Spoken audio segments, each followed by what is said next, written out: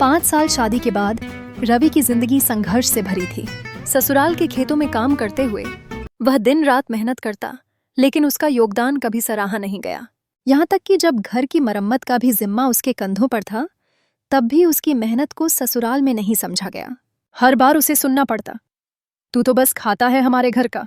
यह शब्द उसके दिल में गहरे घाव छोड़ जाते।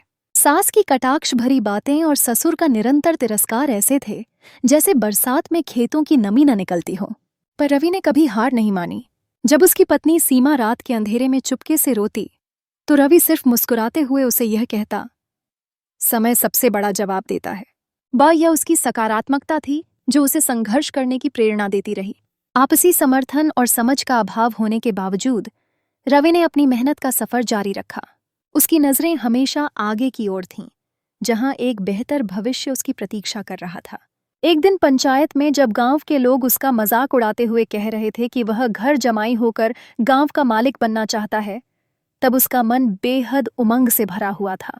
जिसे भगवान वक्त देता है, उसे लोगों की बातों से फर्क नहीं पड़ता।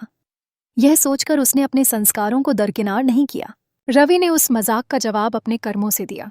उसने बच्चों को पढ़ाना शुरू किया, उनके सपनों को पंख देने की कोशिश की।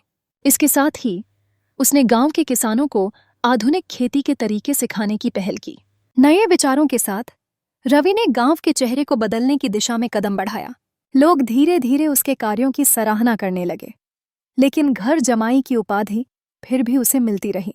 इस संघर्ष ने रवि को मजबूत बना दिया। उसने सीखा कि जीवन के कठिनाईपूर्ण पलों में भी व्यक्ति को अपने उद्देश्य से ध्यान नहीं हटाना चाहिए। उसके धैर्य और समर्पण ने यह साबित कर दिया कि असली सम्मान मेहनत और निस्वार्थ भाव से मिलता है। अब समय आ गया है कि गांव वाले रवि को एक नए दृष्टिकोण से देखें। संघर्ष में सच्ची शक्ति होती है और रवि ने इसे हर कदम पर बखूबी सिद्ध किया।